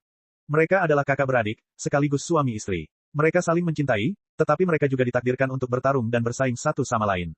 Tidak ada cara untuk menggambarkan hubungan mereka. Qi yang jernih, sedangkan Qi Yin berat. Yang mengendalikan kenaikan, sedangkan Yin mengendalikan penurunan. Akibatnya, Nuwa ditakdirkan kalah dari suaminya yang tegas dan bijaksana dalam pertempuran memperbaiki surga. Yang bisa ia lakukan hanyalah mengorbankan dirinya dan menggabungkan Yin dan Yang, menggunakan tubuhnya untuk memperbaiki surga. Seperti kata pepatah, Yin yang menyendiri tidak akan berkembang, dan Yang yang menyendiri tidak akan berkembang. Keberadaan mereka didasarkan pada keberadaan satu sama lain, sehingga Kaisar Suci Fuxi pun lenyap bersamanya. Inti dari tubuh, yang murni, milik Yu Zijian adalah jalan surgawi Kaisar Suci Fuxi. Jalan itu bahkan lebih dekat dengan jalan naga daripada apapun yang disebut naga sejati yang pernah dilihatnya dalam hidupnya. Meninggalkan hawa nafsu, meninggalkan stagnasi. Yang paling murni, tak ternoda debu. Yang paling kuat, paling tangguh, dan mampu menembus segalanya. Di masa lalu, dia menghadapi Daemon General Strongstone yang berubah dari Rock of Slaughter dengan kultivasinya sebagai seorang praktisi Qi. Betapa tidak percayanya dia bisa mengayunkan pedangnya dan menerimanya tanpa terpengaruh oleh aura pembunuh. Jika naga penyu semurni dirinya, dia tidak akan pernah jatuh cinta pada pesona Sumirao. Jika Aosuan sekeras dirinya, dia tidak akan pernah menyerah padanya. Keberadaannya, peruntungannya, kepribadiannya, kultivasinya, semua kebetulan dan penampakan ini adalah hasil dari jalinan hukum dan kemunculan sebuah alat hebat. Jalannya juga tidak dapat ditampung oleh seorang Kaisar Pedang Langit Ungu belaka. Dia baru saja mulai bersinar. Sebenarnya, Li Qingshan bahkan bisa mencium semacam peluang dari ini. Dia bertanya-tanya mengapa dia muncul di sampingnya. Dia tak dapat menahan diri untuk tidak mendesah, jelas-jelas kamu masih gadis kecil kemarin. Aku sudah menjadi gadis kecil sejak lama. Yu Zijian terus tersenyum. Dia menjentikan ujung pedangnya dengan puas, dan pedang itu berdenting seolah-olah dia sedang membalas dendam karena pernah ditipu di masa lalu. Kau telah menipuku begitu lama saat itu. Ya ampun, kau benar-benar pendendam. Li Qingshan mendesah sedih. Kemana perginya gadis kecil yang polos dan menyenangkan dari masa lalu? Kau bukan satu-satunya orang di dunia ini yang menyimpan dendam. Yu Zijian menyeringai. Lagi pula, kaulah yang mengajariku semua ini. Sesuatu seperti itu benar-benar terjadi. Li Qingshan mengungkapkan keterkejutannya. Yu Zijian mengangguk dengan sungguh-sungguh. Tatapan mata mereka bertemu, dan setelah beberapa saat saling berhadapan, mereka mulai tertawa bersama. Tawa mereka bergema di seluruh kota kecil itu. Semuanya perlahan-lahan kabur, seperti lukisan yang basah kuyup. Mimpi itu memudar lapis demi lapis. Di puncak Heaven's Leaning, Yu Zijian saat ini berlutut di aula besar yang suram di tengah aula. Dia terus tersenyum. Dia mengenakan mahkota tinggi berbentuk kepala naga, yang membuatnya tampak anggun seperti sedang terbang. Dia mengenakan satu set pakaian pendekar pedang berwarna ungu terang dan jubah hitam besar yang menutupi bahunya. Jubah itu disulam dengan pola awan berwarna emas gelap. Dia tampak anggun dan mulia. Dia tampak luar biasa gagah berani. Pedang Violet Cloud bersandar dengan tenang di kakinya, menunggu panggilan tuannya kapan saja untuk membunuh semua musuh. Li Qingshan berdiri di depannya. Ia mengusap dagunya dan mendecak lidahnya karena heran. Pakaian ini. Bagaimana menurutmu? Apakah aku terlihat bagus? Yu Zijian mengangkat lengan jubahnya yang besar dan lebar dengan anggun. Kuno sekali, kata Li Qingshan. Yu Zijian langsung menundukkan kepalanya seolah-olah dia telah menerima pukulan berat. Dia menggerutu, mereka bersikeras membuatku berpakaian seperti ini. Mereka bilang itu satu-satunya cara untuk menunjukkan kekuatan istana koleksi pedang. Mereka, Yu Zijian menghitung dengan jarinya. Fu Qingjin, Hua Sengshan, dan bahkan seseorang yang jorok seperti guruku sudah mulai bersikap angkuh. Aku benar-benar tidak tahan dengan mereka. Li Qingshan mengerti. Alasan mengapa istana koleksi pedang mampu mencapai keadaan seperti sekarang adalah karena bantuan dari kedua orang ini. Pendeta Tao yang jorok, Zhou Tong, telah menjadi orang yang paling berkuasa di istana koleksi pedang untuk waktu yang sangat lama, sampai dia memahami pedang tersembunyi langit dan bumi dan menerobos 3, 4, dan bahkan 5 kesengsaraan surgawi dalam 1 abad yang singkat. Yu Zijian berbalik dan menatap Li Qingshan dengan tajam. Hei, tahukah kau seberapa banyak masalah yang telah kau timbulkan padaku? Li Qingshan menunjuk hidungnya. Aku telah menyusahkanmu. Katakan padaku, apa yang terjadi di utara? Yu Zijian melompat dan mencengkeram pergelangan tangannya, membawanya keluar dari aula. Segala sesuatunya terjadi secara alami. Dia sama sekali tidak peduli dengan identitas Li Qingshan sebagai dewa dunia. Li Qingshan mengikuti arah jarinya. Tatapannya melewati lautan luas, dan dia segera menyadari sesuatu. Di masa lalu, dia telah membuang semua tanah yang terkontaminasi oleh wilayah iblis dan wilayah hantu kelaparan ke utara, membentuk sebuah benua. Awalnya, Little N telah membersihkannya beberapa kali dengan sama di Flames of Whitebone, jadi tidak ada lagi iblis atau mayat di sekitarnya. Tempat itu telah menjadi tanah pengasingan yang tandus. Namun, dalam beberapa tahun terakhir, karena ia telah membuka dunia, banyak sekali orang yang memulai jalur kultivasi.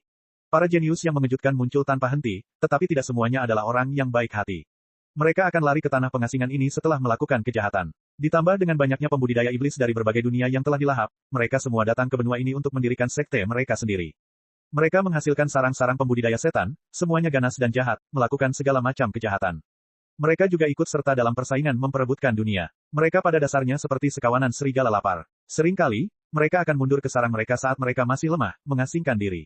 Sangat sulit bagi para kultivator biasa untuk menjelajah jauh ke dalam tanah yang dipenuhi ki iblis ini. Ketika mereka berkuasa, mereka akan menuju ke selatan untuk mencuri sumber daya dan menculik orang, melakukan kejahatan yang tak terhitung jumlahnya. Akibatnya, benua ini dikenal sebagai benua setan. Itu adalah tempat paling berbahaya di dunia. Orang-orang menjadi pucat saat mendengarnya. Yu Zijian teguh pada pendiriannya dan memindahkan istana koleksi pedang ke sini, mengubahnya menjadi penghalang pertama di benua tengah. Kemudian, dia terlibat dalam 3 pertempuran pedang di puncak Heaven's Leaning, menyatukan semua pembudidaya pedang di dunia untuk menaklukkan benua iblis.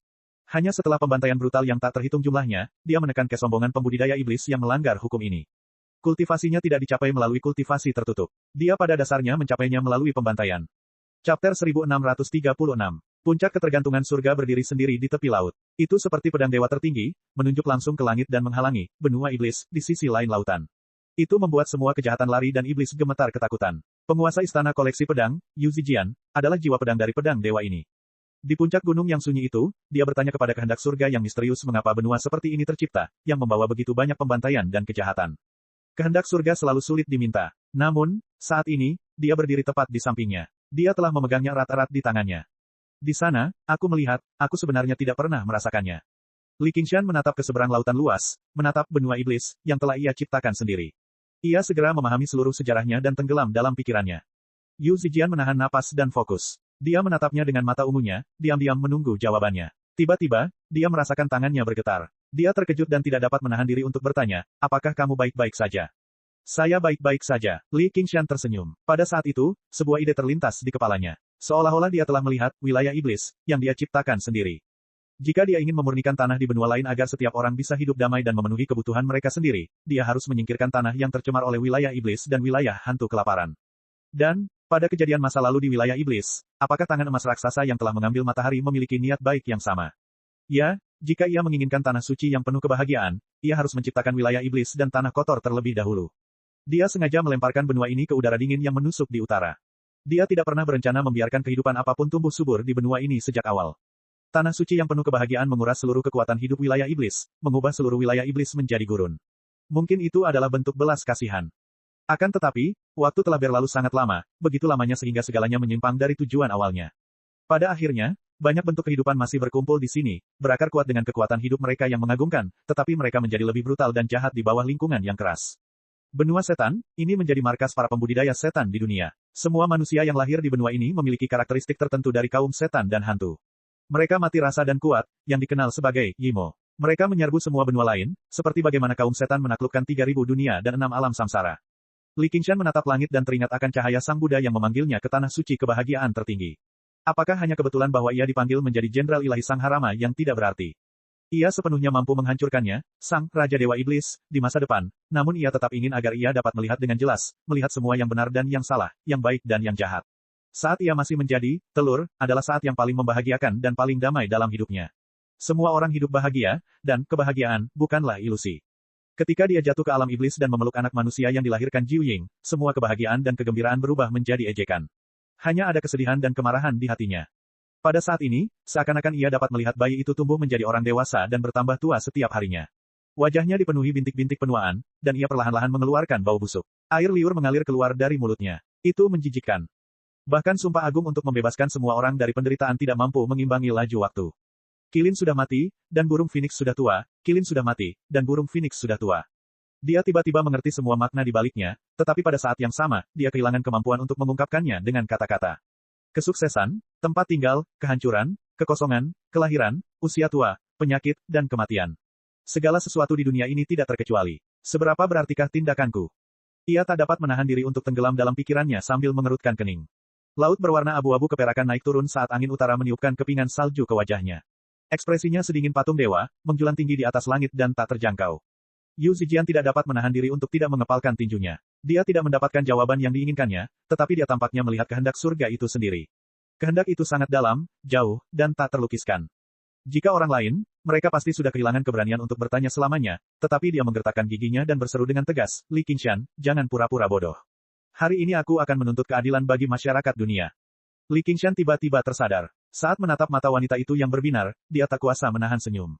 Aku hanya manusia biasa, mengapa kau menuntut keadilan dariku? Yu Zijian menghela napas lega. Saat itu, momen itu 100 kali lebih menakutkan daripada saat dia menghadapi musuh yang paling berbahaya. Tekadnya pada dasarnya telah tertelan, tetapi dia juga merasakan rasa keakraban yang aneh. Dia bisa memahami keadaannya saat ini. Meskipun demikian, dia tetap lebih menyukai Niu Juxia, ini sebelum dirinya. Dia menghardik, omong kosong. Kau jelas adalah dewa dunia, dan kau adalah raja pahlawan. Anda membagikan semua metode kultivasi kepada semua orang, terlepas apakah itu baik atau buruk, jadi tentu saja Anda harus bertanggung jawab. Ambisi besar, setiap orang memiliki metode kultivasi, tidaklah sehebat dan sebenar kedengarannya. Meskipun hal itu mengubah situasi dunia dan mengubah nasib banyak orang, hal itu juga menyebabkan kekacauan dan konflik yang tak berujung. Metode kultivasi setan seringkali tidak lazim dan menginginkan keberhasilan yang cepat. Meskipun mereka mudah menderita penyimpangan ki, itu bukanlah harga yang mahal dibandingkan dengan daya tarik keabadian. Kecepatan kultivasi mereka juga jauh lebih tinggi daripada metode kultivasi ortodoks, dan teknik yang mereka gunakan sangat ganas, kejam, dan luar biasa kuat. Kultivator ortodoks dengan tingkat kultivasi yang sama seringkali tidak akan menjadi lawan bagi kultivator iblis. Akibatnya, banyak kultivator yang menempuh jalan tidak lazim, khususnya memilih metode kultivasi seperti ini dari surga agar bisa muncul sebagai pemenang dalam pertempuran. Akibatnya, pada tahun-tahun awal 5 benua, kemunduran jalur ortodoks dan pertumbuhan jalur iblis telah sangat melampaui kebangkitan jalur ortodoks. Hanya ketika istana koleksi pedang bangkit dan Yu Zijian membantai dengan kejam, mereka secara bertahap pulih dari kemunduran mereka. Li Qingshan mengusap dagunya dan mendesah. Ada orang jahat di antara orang banyak. Baru sekarang kau tahu, Yu Zijian telah melihat banyak kultivator iblis yang kuat ini. Tak satu pun dari mereka adalah manusia biasa. Tak satu pun dari mereka tampak seperti orang jahat. Begitu mereka memperoleh kekuatan luar biasa, mereka akan segera menjadi ganas dan jahat.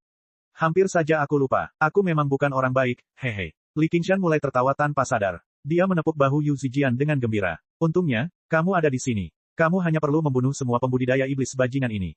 Dasar bajingan besar, apa katamu? Li Qingshan pada dasarnya meragukan telinganya. Dulu saat aku merawatmu, aku memanggilnya Niu Juxia. Sekarang setelah aku dewasa, aku memanggilnya bajingan besar.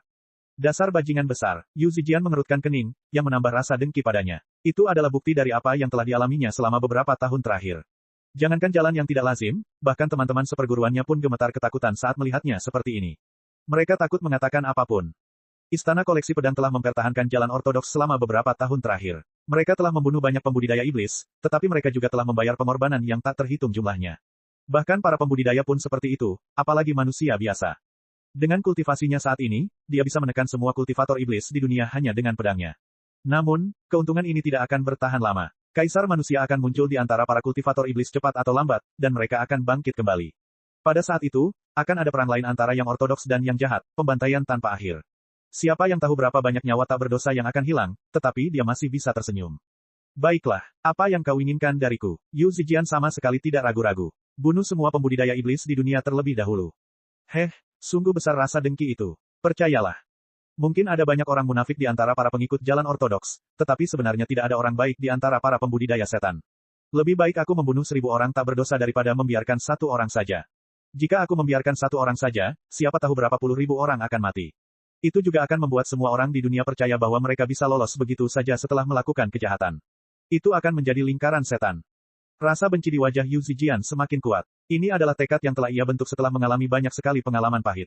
Kadang-kadang, mereka bahkan lebih buruk daripada berpura-pura baik hati dan benar. Li Qingshan sama sekali tidak meragukannya. Dia tidak pernah mempercayai omong kosong seperti orang-orang yang beraliran ortodoks semuanya munafik dan orang-orang yang beraliran setan semuanya laki-laki sejati.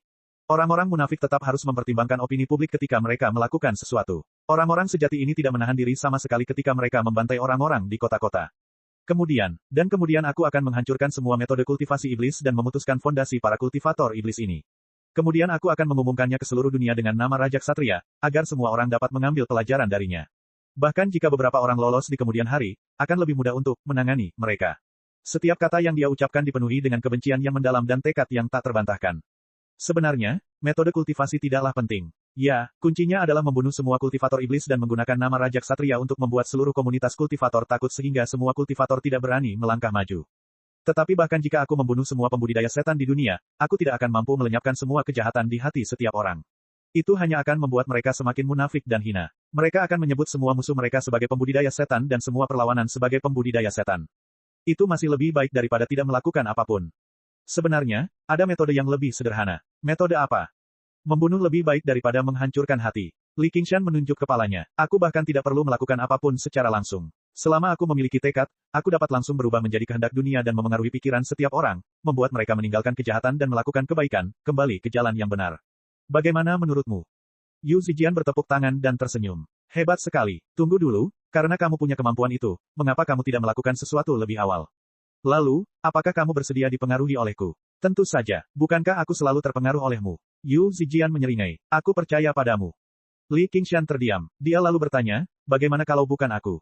Yu Zijian memikirkannya sebelum menggelengkan kepalanya. Aku tidak mau. Li Qingshan tersentuh dan terhibur. Tepat saat dia hendak mengatakan sesuatu, dia mendengarnya melanjutkan. Tapi aku bisa mati. Ekspresinya biasa saja. Tidak ada yang menunjukkan emosi atau belas kasihan, seolah-olah dia sedang membicarakan sesuatu yang wajar saja. Chapter 1637. Li Qingshan tiba-tiba tersenyum. Pada saat itu, ribuan berkas cahaya menembus awan gelap, menerangi perairan biru yang luas. Untuk sesaat, awan menghilang, dan angin serta salju pun berhenti. Awannya tampak terbakar, berubah warna antara jingga kuning dan ungu merah. Angin dan salju yang belum mencair berubah menjadi kemasan oleh sinar matahari, bagaikan hujan emas. Pemandangan yang luar biasa. Inilah yang disebut dewa. Kemarahan adalah kobaran api lava dan guntur. Kesedihan adalah lolongan angin, salju, dan awan gelap. Tawa adalah cahaya matahari, dan semuanya adalah musim semi. Para pembudidaya pedang di istana koleksi pedang semuanya membelalakan mata dan menganga. Mereka sama sekali tidak dapat melihat keajaiban dunia. Mereka tidak tahu mengapa fenomena itu berubah. Namun, beberapa orang tiba-tiba mengerti sesuatu. Mereka menatap pria di puncak gunung itu seolah-olah mereka sedang menatap langit itu sendiri. Mereka bergumam pada diri mereka sendiri, itulah Raja Ksatria. Tidak heran, tidak heran. Mungkin tak heran kalau ia bisa memanifestasikan fenomena semacam itu, atau mungkin tak heran kalau ia bisa memeluk penguasa istana koleksi pedang. Yu Zijian mendesah takjub melihat kekuatan tak terduga seorang dewa sejati pada awalnya. Setelah itu, dia pun tersenyum, mengetahui bahwa dia telah menyetujui permintaannya. Terima kasih, Niu Juxia. Tatapan mata mereka bertemu. Yang satu bermata merah, sedangkan yang satunya bermata ungu. Mereka tidak lagi sama seperti sebelumnya. Melalui jalan mereka sendiri, mereka telah melintasi gunung-gunung mayat dan lautan darah selangkah demi selangkah, menjadi dewa abadi dan pembudidaya pedang yang kuat. Namun saat ini, sinar matahari menyinari sisi-sisi wajah mereka. Mereka saling memandang dan tersenyum, seolah-olah mereka masih pemuda dan pemudi yang sama dari masa lalu. Mereka tidak pernah melupakan hati asli mereka. Akan tetapi, jika kau ingin membantuku, sedikit kultivasi ini tidaklah cukup. Aku masih punya orang lain yang ingin kutemui, jadi untuk saat ini aku tinggalkan pedang ini padamu. Li Qingshan dengan santai melemparkan pedang perunggu kuno dan melangkah menuju awan yang berapi-api. Ombak biru menyebar, dan dia menghilang ke langit. Ini, Yu Zijian meraih pedang perunggu kuno itu dan segera merasakan sesuatu yang tidak biasa tentangnya. Ujung pedang itu berdenting aneh, dengan sedikit suara auman naga, seolah-olah ingin melepaskan diri dari tangannya sebagai naga sejati. Dia perlu menggunakan seluruh kultivasinya untuk memegangnya dengan kuat, tetapi itu menggerakkan roh yang dalam tubuhnya, membuatnya meronta-ronta. Dia benar-benar kehilangan kendali atas pedang itu. Mata ungu itu tampak bingung. Dalam keadaan tak sadarkan diri, dia melihat matahari, bulan, dan bintang berputar. Pedang ini memadatkan jalur surga dan keinginan naga sejati. Dia mencengkeram gagang pedangnya erat-erat dengan kedua tangan, seolah-olah dia sedang berbaring di punggung seekor naga, terbang di atas 9 langit, berjalan berdampingan dengan matahari, bulan, dan bintang-bintang. Ketika menoleh ke belakang, gunung-gunung, sungai-sungai, dan tanaman-tanaman semuanya tampak jelas dalam benaknya. Berbagai gunung dan bahaya yang ditemui di jalur penanaman ternyata tidak lebih dari sekadar lipatan dan gelombang kecil bumi. Tidak ada hambatan di dunia yang tidak dapat ditembus, tidak ada pula situasi sulit yang tidak dapat diatasi. Seperti halnya langit bergerak, demikian pula seorang pria harus terus-menerus berusaha memperbaiki dirinya. Pedang Xuan Yuan, Yu Zijian menyebutkan nama pedang itu dalam satu tarikan napas. Li Qingshan telah menempuh jarak 5.000 km. Tiba-tiba dia menoleh ke belakang dan memperlihatkan ekspresi terkejut. Bahkan dia, sang dewa dunia, tidak menyangka akan mengalami kejadian yang tidak terduga seperti itu. Setelah berpikir sejenak, dia tersenyum dan mengangguk. Dia tidak lagi ragu bahwa wanita itu akan dapat membantunya. Ketika, kepala desa yang kejam, dari klan Yuxiong memberikan pedang Xuan Yuan kepadanya, dia sudah menjadi manusia abadi di kesengsaraan surgawi ke-6 dan relik jiwa. Namun, dia tidak segera memahami misteri pedang tersebut. Dia hanya memperlakukannya sebagai pedang perunggu biasa. Baru setelah itu dia mempelajari kekuatan pedang itu, tetapi dia hanya menganggapnya sebagai senjata pembantaian. Baru setelah dia memahami transformasi naga ilahi, dia akhirnya menggunakannya dengan bebas dan melepaskan kekuatan yang luar biasa. Namun, Yu Zijian baru berada di tahap kesengsaraan surgawi kelima dan memiliki jiwa yang, namun pedang Xuan Yuan beresonansi dengannya begitu dia memegangnya. Sungguh tidak dapat dipercaya. Namun, setelah berpikir lebih jauh, dia sampai pada suatu pemahaman. Pertama, dia memiliki tubuh yang murni. Dia berjalan di jalan naga langit, jadi dia memiliki aura takdir alami. Dibandingkan dengan perpaduan iblis dan dewa, tarian naga dan ular, itu jauh lebih murni.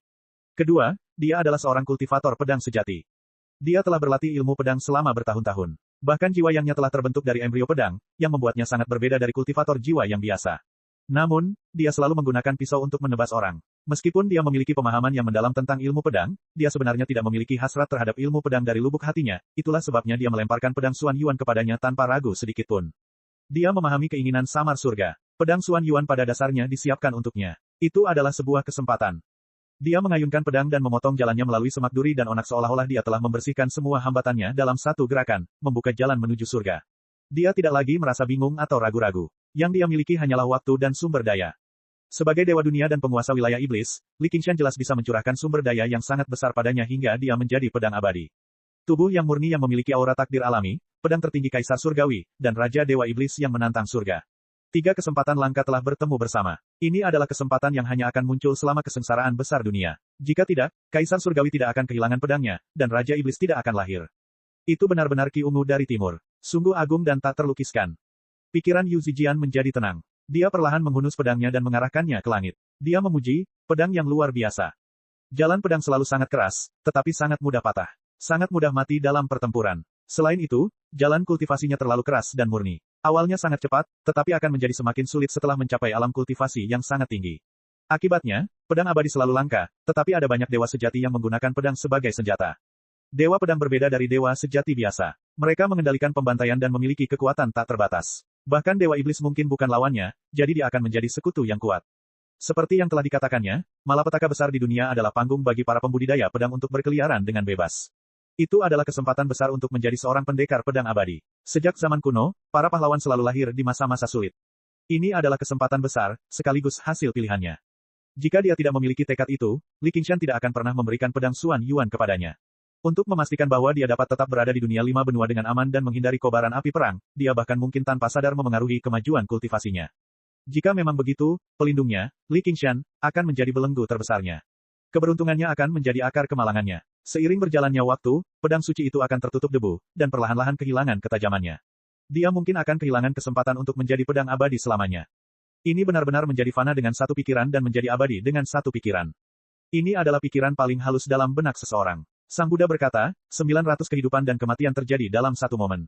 Bahkan para dewa pun tidak dapat meramalkan segalanya. Akan tetapi, justru pemikiran terkecil inilah yang menentukan jalan yang paling agung dan paling jauh, yang memungkinkan manusia menjadi dewa. Kalau saja saudara Ox memberikan kekuasaan kepadanya secara langsung, Li Qingshan yang sekarang tidak akan ada. Paling-paling dia bisa bersenang-senang, tapi begitu malapetaka besar dunia tiba, dia akan hancur menjadi abu. Manusia selalu mendambakan keberuntungan dan kesempatan, tetapi mereka tidak tahu bahwa keyakinan dalam pikiran mereka adalah fondasi segalanya. Kesulitan dan rintangan yang ada sepanjang perjalanan itu semua adalah demi melunakkan pedang ini. Akibatnya, kegagalan dan penderitaan di masa lalu tidak lagi layak untuk disesali. Orang-orang tidak bebas karena mereka kuat, tetapi berkuasa karena mereka bebas. Zijian, saya doakan kamu beruntung. Li Qingshan mengunjungi teman lama lainnya. Suasana hatinya menjadi lebih cerah, dan kesuramannya pun sirna. Dia mengikuti jalan dalam ingatannya dan terus maju. Nama-nama itu satu persatu menjadi jelas dalam benaknya.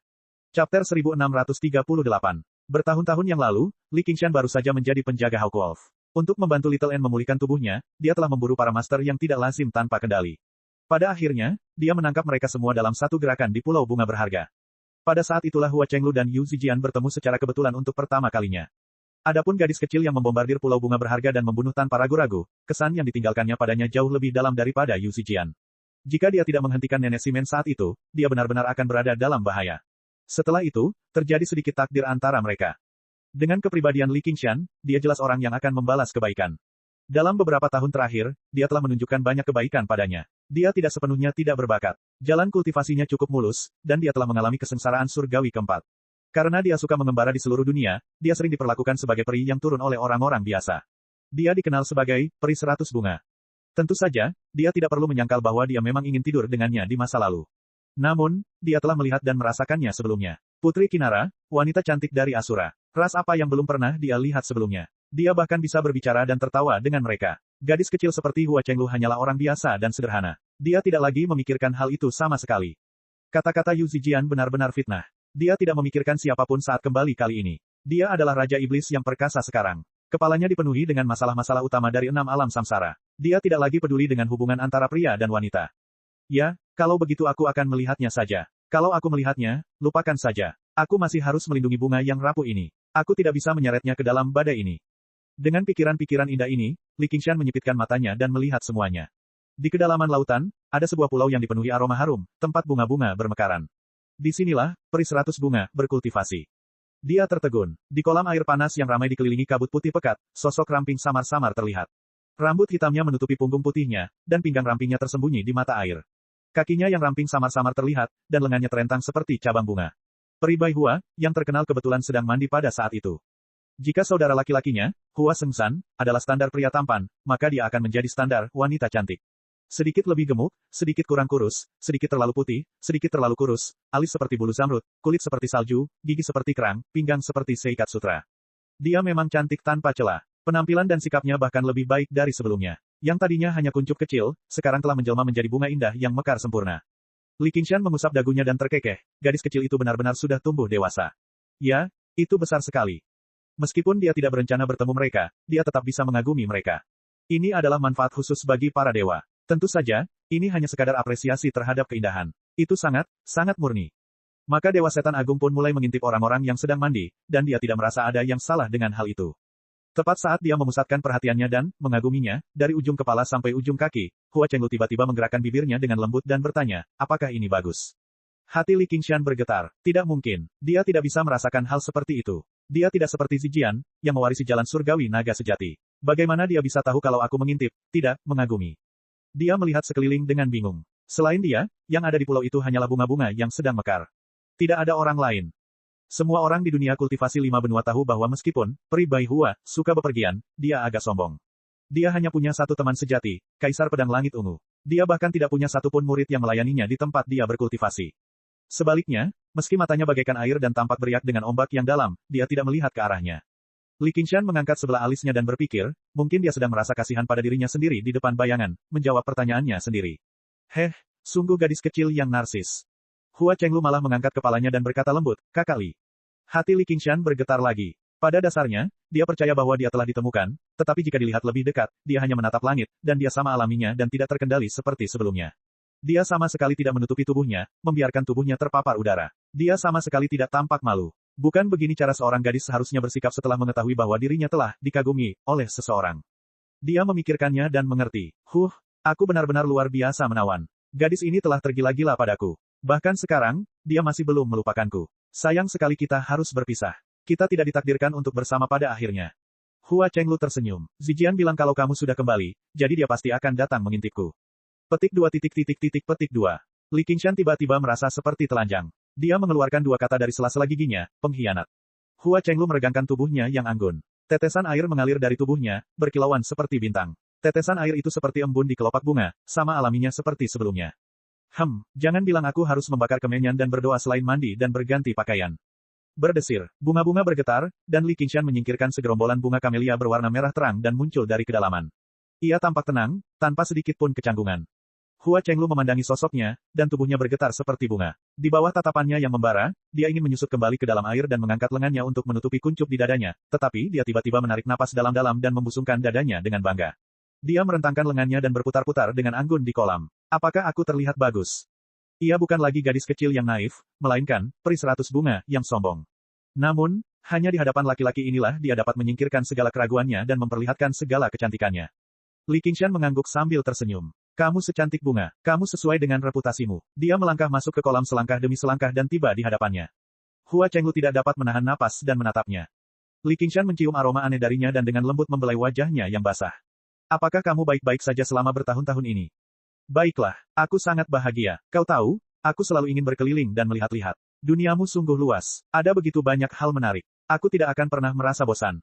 Dia tidak pernah menjadi orang yang memiliki bakat luar biasa. Dia tidak bisa dibandingkan dengan kakak laki-lakinya, Hua Sengshan, apalagi, setan terkutuk, seperti Yu Zijian. Jika dia tidak bertemu dengannya secara kebetulan di dunia 9 provinsi yang asli, kultivasinya mungkin hanya akan bertahan di Golden Core. Bahkan akan sulit baginya untuk menerobos ke kesusahan surgawi kedua. Akan sulit baginya untuk menikmati kebebasan seperti itu. Bahkan mungkin bagi klannya untuk mengatur pernikahan untuknya. Namun, di dunia 5 provinsi ini, ia memiliki kebebasan yang belum pernah ada sebelumnya sebagai seorang anak yang diberkati oleh surga.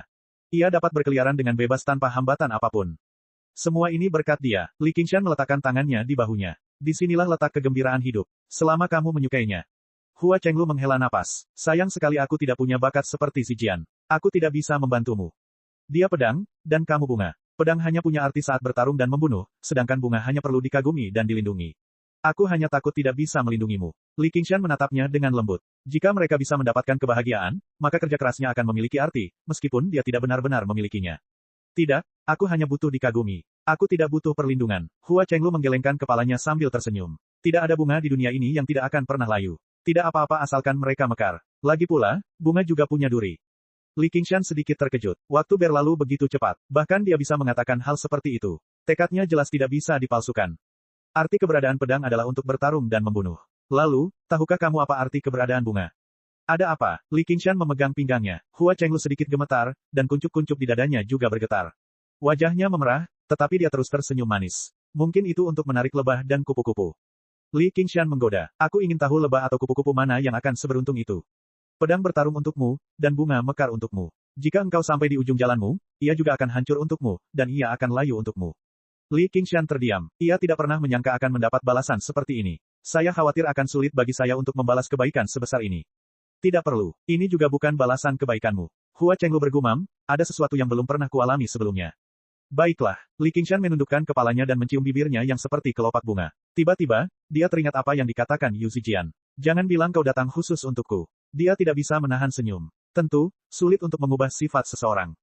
Bahkan sebagai dewa, ia masih memiliki emosi dan keinginan. Sifatnya tidak pernah berubah. Sekalipun hidup penuh dengan kesakitan, tidak ada kekurangan kegembiraan. Tidak perlu terlalu memikirkannya. Bunga bisa dipetik, tetapi tidak perlu dipetik.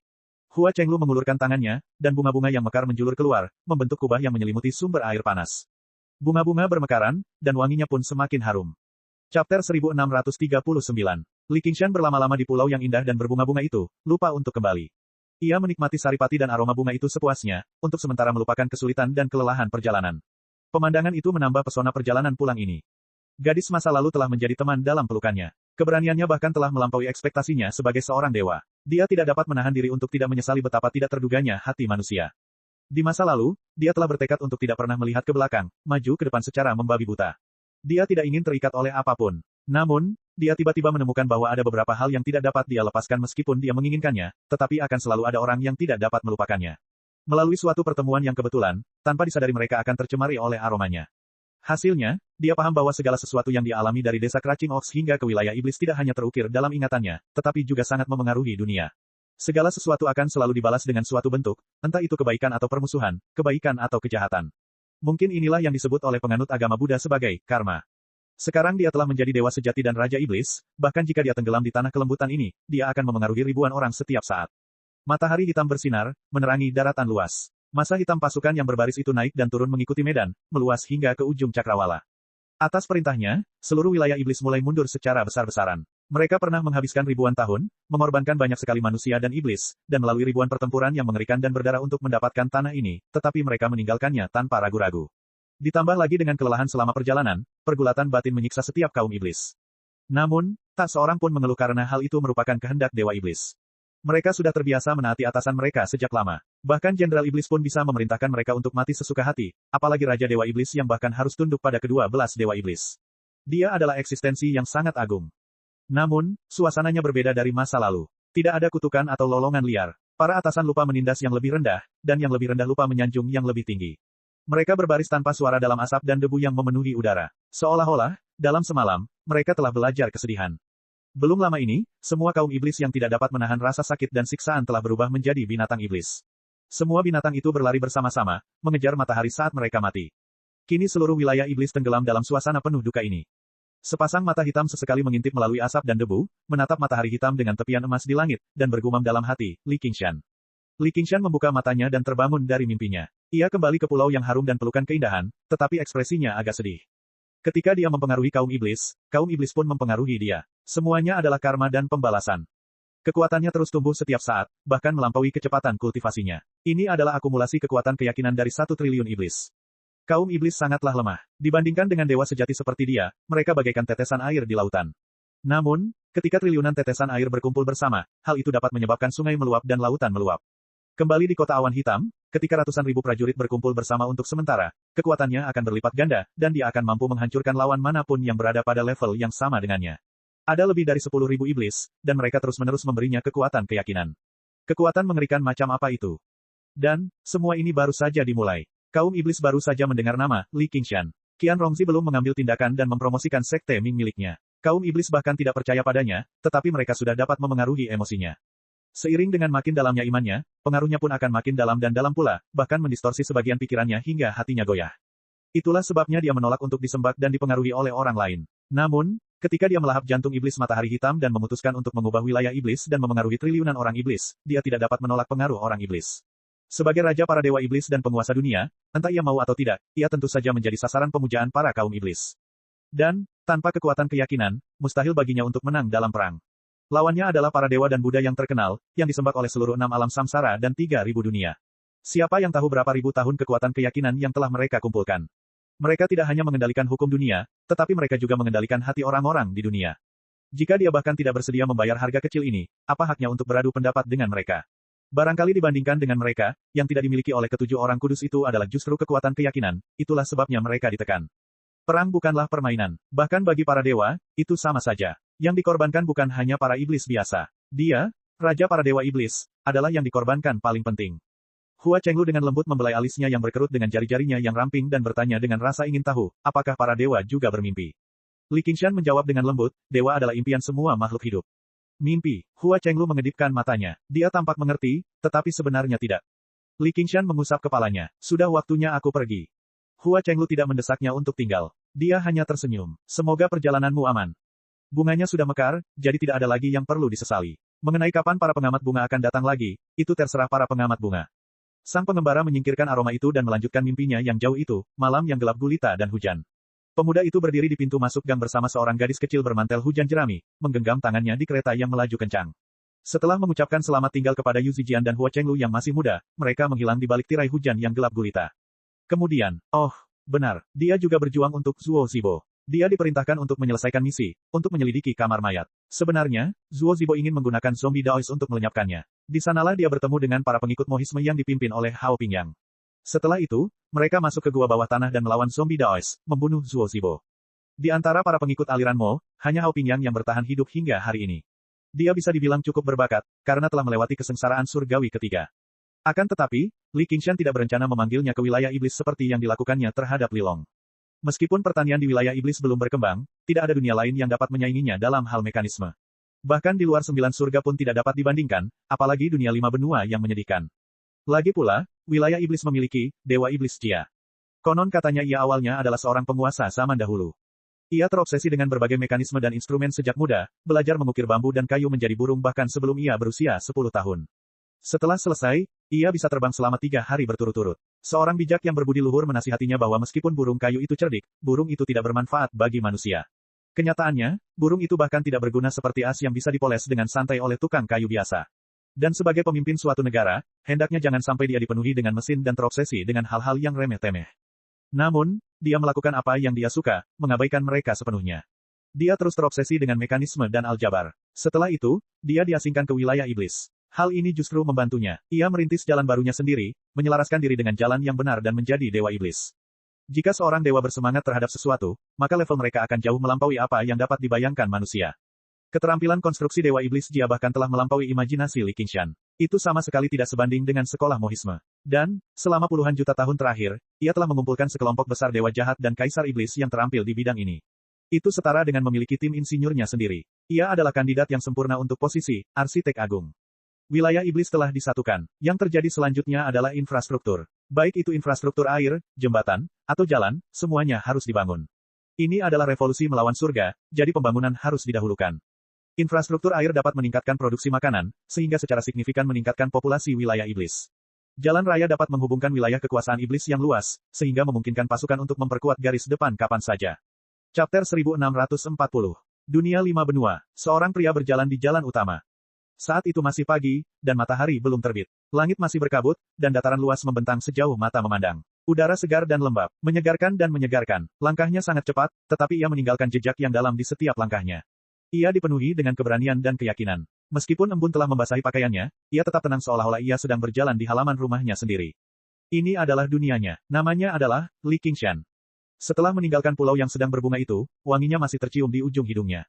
Tidak ada yang lebih menenangkan daripada kelembutan seorang wanita cantik, apalagi kenyataan bahwa dia adalah wanita cantik yang luar biasa, pemimpin dari semua bunga. Bahkan jika dia telah bepergian sangat jauh, aromanya tetap akan meninggalkannya dengan sisa rasa yang tak ada habisnya. Saat dia mengingat semua yang telah terjadi tadi malam, dia pada dasarnya merasa sedikit mabuk saat dia menikmati angin pagi yang sejuk. Kali ini, ia mengikuti lintasan sungai kenangan dalam perjalanannya pulang, bertemu dengan teman-teman lama satu persatu, Lilong, Suanyu, Yuzijian, Hua Chenglu, ia mengalami banyak emosi. Meskipun tidak ada kekurangan kesepian dan kesedihan, namun secara umum suasananya tetap menyenangkan, terutama di tempat tinggal Hua Chenglu. Khususnya, dia telah membolak-balik rumah Hua Chenglu, mandi, berganti pakaian, dan tidur sepanjang malam. Dia merasa ringan di sekujur tubuhnya. Setiap tulang di tubuhnya telah mengendur. Tentu saja, harus ada istirahat seperti ini setelah pertempuran hebat. Namun, justru karena itulah ia tidak terburu-buru mengunjungi sahabat lama berikutnya. Sebaliknya, ia berjalan-jalan di dataran. Itu karena sahabat lamanya itu terlalu istimewa. Dia adalah wanita yang hampir ingin dinikahinya, Han Qiongxi. Saat itu, dia masih muda dan belum berpengalaman. Meskipun dia memiliki sedikit kekuatan, dia menyembunyikannya dengan baik. Namun, dia kebetulan mendapatkan kasih sayang yang besar dari nona muda pertama keluarga Han, yang ingin bersamanya terlepas dari konsekuensinya. Siapa yang tahu berapa banyak wanita cantik yang telah ditemuinya sepanjang hidupnya, tetapi ini adalah pertama kalinya sesuatu seperti ini terjadi padanya. Baginya, itu bukan sekadar cinta. Itu juga merupakan rasa terima kasih yang sangat istimewa. Waktu yang dihabiskannya bersama gadis itu bisa dikatakan sebagai masa paling damai dan nyaman dalam hidupnya. Tidak ada perasaan aneh, dan jika ditulis dalam sebuah cerita, itu pasti tidak akan indah. Namun, itu tampak sangat berharga baginya dalam kehidupan ini. Namun, pada akhirnya, ia tidak dapat menjalani hidupnya dengan tenang. Semua hal yang terjadi setelah itu, penipuan, tidak menepati janji, dan perpisahan. Bahkan hingga kini, ia masih merasa bersalah saat memikirkannya. Karena itu, dia tidak ingin melihatnya dalam keadaan seperti ini. Dia ingin menunggu sampai wangi bunga itu hilang dan rasa yang tertinggal hilang sebelum dia bisa menghadapinya. Dia tidak bisa menahan diri untuk menggelengkan kepalanya. Dalam perjalanan kembali ke kampung halamannya ini, penampilan banyak orang telah melampaui ekspektasinya. Benar saja, hati manusia adalah yang paling tidak terduga, bahkan para dewa pun tidak dapat memprediksi segalanya. Sementara itu, di Gua 100 Bunga, di tengah uap yang pekat, Hua Chenglu kini meregangkan tubuhnya, bersandar dengan nyaman di tepi sumber air panas. Ia tersenyum dan berpikir, Kakak Li, oh Kakak Li, kau pikir kau memanfaatkanku, tetapi kau tidak tahu bahwa aku memanfaatkanmu untuk menebus penyesalanku saat itu. Hehe. Di dunia ini, siapakah yang mengira bahwa, peri Bai Hua, yang agung tidak akan pernah melupakan seorang pria. Tetapi jika mereka tahu bahwa nama pria itu adalah Li Qingshan, mereka tidak akan terkejut. Namun, Li Qingshan selalu menjadi orang yang pelupa. Menghadapi matahari terbit, dia melangkah maju. Hasilnya, saat matahari terbit, sisa rasa itu cepat hilang seperti embun pagi. Ia menarik napas dalam-dalam dan menghirup sisa wewangian terakhir. Tiba-tiba, ia tersenyum. Ia merasa seperti seorang suami yang pergi keluar untuk bersenang-senang. Sebelum memasuki rumah, ia harus menenangkan emosinya dan pamit, membersihkan parfum dan bekas ciuman. Tepat saat dia hendak melintasi 10.000 kilometer dengan satu langkah dan tiba di hadapan Han Qiongxi, untuk memberinya kejutan yang menyenangkan, sebuah dengungan aneh tiba-tiba terngiang di kepalanya. Dia mengerutkan kening karena ragu dan tanpa sadar mendengarkan. Segala sesuatu dalam radius 50 kilometer berada di bawah pengawasannya, tetapi dia gagal menemukan sumber suara itu. Dia bahkan dapat memperluas jangkauan pengawasannya hingga ke titik di mana dia dapat mendengar segala sesuatu di dunia. Namun, suara itu hanya beberapa inci jauhnya, begitu dekat sehingga seolah-olah berada tepat di sebelah telinganya. Ia menutup telinganya dengan kedua tangannya lagi, menghalangi semua suara dari luar. Namun, dengungan itu masih belum hilang. Wajahnya tampak muram seolah-olah dia mengerti apa itu. Dia perlahan menurunkan tangannya dan mengembuskan napas pelan, memfokuskan seluruh perhatiannya untuk mengenali dengungan itu. Akhirnya, ia dapat mendengarnya dengan jelas. Itu adalah suara orang-orang yang tak terhitung jumlahnya, pria, wanita, muda dan tua. Namun, suaranya terlalu ringan dan terlalu kacau, sehingga terdengar seperti dengungan.